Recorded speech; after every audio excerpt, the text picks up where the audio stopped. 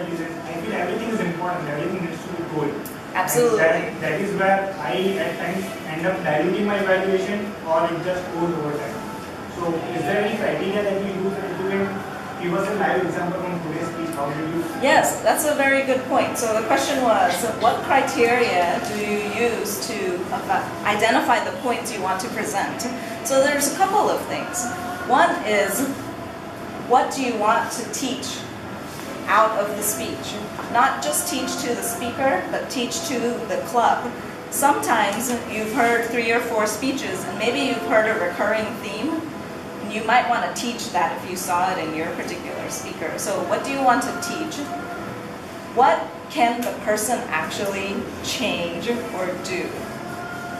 And that's very important and based on where they are in their speaking. For a new speaker, you don't want to necessarily give them something very subtle and very detailed to improve. It's not helpful. It may have been very important to you when you heard it or saw it or felt it, but how can the speaker adjust to that at their stage of development, at their stage of their speaking? So, what do you want to teach? What can somebody actually affect? And how bad was it really? How critical do you really need to be? Sometimes I find really nitty-gritty points, and I might write them down in the book or the manual, but I'm not necessarily going to present that as part of my evaluation, because it's not that important and it's not that bad. It's just something they might consider, they might think about, so I want to be sure to write it down. And you can, as a speaker, you have lots of room in the manual to write down lots of notes, but you don't present them all. So think about those 3 things. What do you want to teach? What can the person change? And how important was it? How important or critical to their development is it as you present? Yeah, we're talking about evaluations in Toastmasters context. So is it practical, or do you think it's possible for someone who has delivered 1 or 2 speeches to be able to evaluate an advanced speech? Absolutely. Is it necessary that he should have been at least had done that speech already? So the more in Americans. Yes, thank you. The question is, if you're a new speaker, is it impossible for you to evaluate an advanced speaker? No, it's not impossible. And in my clubs, when I encourage new members, I ask them to wait for at least 3 speeches before they become an evaluator. It's not a requirement. It's simply something I suggest because you don't really have that experience of what does it mean to go through giving a speech. And I think those individuals that try to jump into evaluation early really struggle to identify what should I point out, because you don't actually have that experience yourself of creating a speech, of delivering a speech, of figuring out what should I focus on, what does it even mean. So I encourage 3 speeches, but it's not a criteria. Now, once you've done a couple of speeches, you can evaluate me. I have no problem with it. And you should evaluate me, and you should feel comfortable evaluating me, or Salil, or Bharti, or whoever it is, because an evaluation is a coaching session. There is no right or wrong. It's what you felt, what you heard as an audience member. There's no standard that the speaker has to have met necessarily. You may completely disagree with their point, but you thought they met a very well delivery, and you can comment on that. Or you may completely agree with their point, and you didn't think they presented it well, because they didn't give enough supporting detail or enough examples or enough explanation of the point. So all of those are personal opinions. And everybody has a personal opinion. You don't have to be any older than 2 months to have a personal opinion. You just may not be able to articulate it at 2 months. So all you're sharing in an evaluation is your personal opinion, so there's absolutely nothing wrong with a new Toastmaster evaluating somebody more advanced. You asked specifically about a contest, and the criteria for a contest and an evaluation is very similar to what you give here. You should think about critical analysis. One of the points on the evaluation contest sheet is how thorough was the evaluation and how deep was it. So think about how thorough and deep you are in terms of the points you're bringing out. The other is how sympathetic, how motivational, how inspirational was your evaluation. And there's nothing worse than somebody saying, you didn't do this, you didn't do that, you didn't execute on here, okay, just come back and repeat the speech. That's not a very motivational evaluation. There has to be one component of a speech that you liked. And if you can't find that one component of a speech that you liked, then you shouldn't be an evaluator, I have to say, because every speech and every speaker has a strength. Sometimes you have to dig deep to find that strength, but that's your job as an evaluator, is to dig deep. It's hard work sometimes. I've judged some speakers or evaluated some speakers who were giving their first speech and they could only speak for 45 seconds because they were so nervous, and you think, what am I going to say? Because they didn't even finish their speech. Well, talk about how courageous they were just to come up here to begin with. That's one strength. And if you can talk about the one strength and couple it with one improvement, that maybe next time they just read their notes because they're so nervous, that's enough. It doesn't have to be like 20 different points. Some speakers you might only have 1 or 2 points, and some speakers you might have 5 or 6. I wouldn't encourage you to repeat or add more than 5 or 6 points. It becomes too long, and it becomes very difficult for a speaker to really internalize and figure out what you want them to do. You know, as an evaluator, you're really the person telling the speaker, this is what I think you should focus on next time. So why would you give them 20 things to focus on? None of us can do 20 tasks at the same time. Most you might be able to really hold in your head is 4, and you might only boil that down to 1 or 2 at the end. But give them 4, 5, 6 points and let them choose. As a speaker, that's their obligation and responsibility. You've been Toastmaster for a long time now, so which technique according to you in evaluation works best within Toastmasters and works best outside Toastmasters? So I gave you only 2. There's a whole bunch of other techniques. There's also a technique called the glove, which is gestures, language, objective, vocal, and E stands for Emotions? emotion, maybe. I don't remember actually. I don't use that one very often. The glove technique. I find that technique to be too focused on the style part. My personal preference is focused a little bit on the content part, because the style can be developed. The style is going to come naturally to individuals after they become comfortable. But the content part usually needs some guidance and coaching. And I like to focus on the content in terms of the structure, in terms of how good were the examples, in terms of did you actually achieve your objective, and did the message come across to me? Was I able to coherently understand it? Did it stick with me? Is this something I would do? And I focus over here, both personally and in Toastmasters. I evaluate a lot of people in my job. I have 35 people that report directly to me, and then people report to them. So I give a lot of evaluations, and the style is something you can sort of forget. They have their own, they'll develop it. When they get comfortable, it'll be more clear.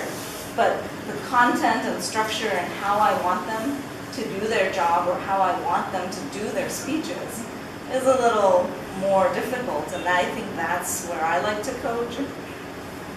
In contest, I think you have to balance it, so it depends. If you want to be in an evaluation contest, I think you need to present a little bit on style and a little bit on content, but you can easily incorporate the stylistic pieces while you're talking about content. So I don't use any of these techniques. I don't use the I saw, I heard, I felt. I don't use the opening body close or the glove. There's also a technique about strengths and weaknesses, where what they suggest, right, the sandwich, you go strength, weakness, strength, weakness, strength, weakness. Sometimes I guess I do that. However, what I've discovered is that individuals tend to shut down after you've given them some weaknesses because they tend to focus on that, right? All of us as people internalize, wow, okay, that was a bad thing. I have to think about that. I have to think about that. I have to think about why they pointed that out. What did I do? How can I change it? So what's the point of giving them all this good stuff after that? What I've learned that works for me and that I've had many people comment helps them is very general opening and goodness.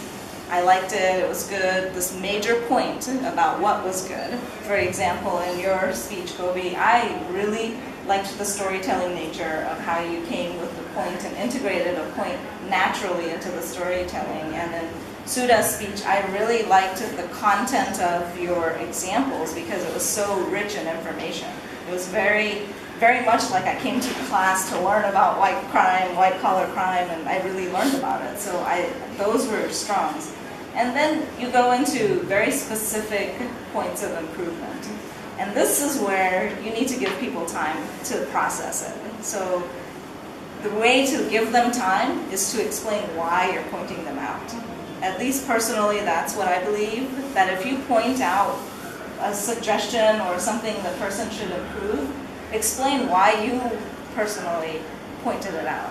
And that will give them time to also process what they just heard.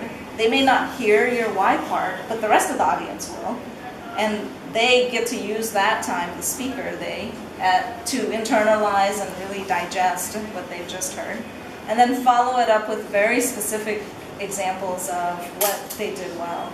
Not the general, you did something major well, but the very specific detailed examples so that they leave with a sense of, this is how I executed well, in the same format as your recommendation.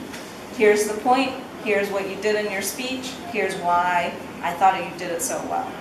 So for example, in Sudha's speech, as I mentioned, one suggestion was on the slides to pause after the slides, and I explained why, as it gives us time to think about it and to read. She may have heard that, she may not have, but the rest of you probably heard it because you're not internalizing my criticism as much as she is. And then in terms of the strength, I particularly liked the personal story, and why I liked it was because it made it real. It made it important. It was not just some news item. It was, a component of somebody's real life. So that she also may not have heard that why part, but the rest of you did. But she also probably heard that I liked it, right? So if you explain why at the end, it gives the speaker and the audience time to think about it.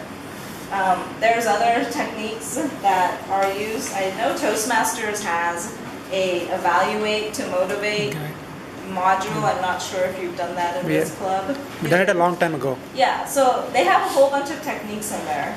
And just as speaking is very personal, each of us have very different styles. I'm an engineer, so most of my speeches tend to be very structured, very logical. I like to analyze problems and come up with a solution, and my speeches are a problem and a solution and why it's important to have the solution, typically. Some of us are better at storytelling, some of us are better at just giving historical information. So it has nothing to do with you. It's about the individual. And maybe you can call this the platinum rule, because I think it's way more important than the golden rule. But when you're an evaluator, you have to, public or private, even in my company, I have to know who I'm talking to. Where are they? Are they a brand new graduate that's just started work, or have they been in Toastmasters 55 years? In one of my clubs, we have a member who has been in Toastmasters for 55 years. He was a founding member of our club, and he's been with the club. So there's all ranges, and if I didn't know that or understand that, I wouldn't necessarily be giving him an evaluation at the point that he needs it. So don't think about how you want to be treated when you're an evaluator and project that onto your speaker. Think about where the speaker is. What do they need? Where do they need to grow? What do they want? Why are they here? And over time, you'll know that. If you wait the 3 speeches before you start evaluating, you'll actually get an opportunity to know the members of your club enough to have a feel for that. Obviously, you're not going to know 100%, but enough to have a feel for where are they at, what level are they at, why do they even come here. Some people come here because they want to better construct speeches. Some people come here because they want to better deliver speeches. Some people come here just because they want to have camaraderie and friendship. So you're going to evaluate all of those 3 different people in different ways, not the same way. If I thought about it how I always want to be evaluated, then I'd give them all the same evaluation, and that's not appropriate. So you have to think about where the speaker's at, what do they need, what do they want. Any other questions? I generally tend to get carried away by the speeches. How do I evaluate such speakers? Very good point. It is very difficult to sometimes pay attention and remember, wait, I'm supposed to be thinking about their speech. What am I doing? I'm just listening. It's not helpful. In those situations, you should very much have a written guide. I know a lot of times the manual has the questions. How many of you read the questions before the speaker starts? Half and half. Not unexpected.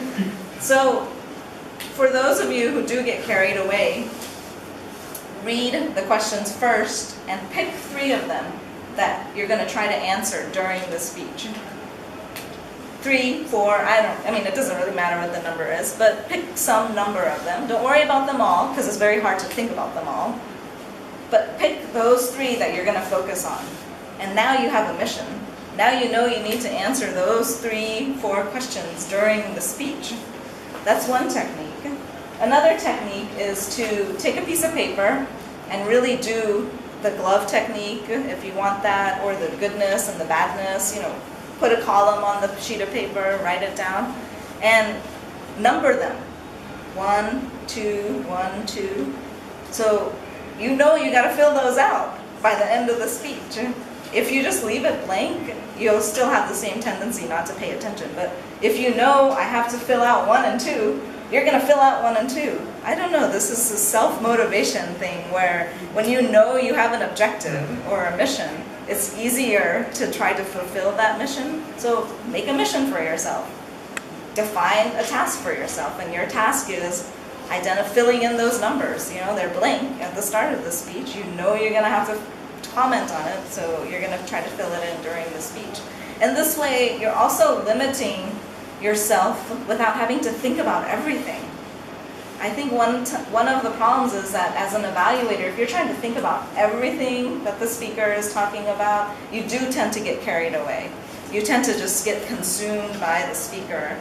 But if you now know, okay, I only have to think about these 3 questions, or these 2 points, or these 2 objectives. Maybe the speaker told you beforehand, I want you to focus on X and Y. I want you to focus on my hand gestures, or I want you to focus on, does the point make sense? Well, that's your mission.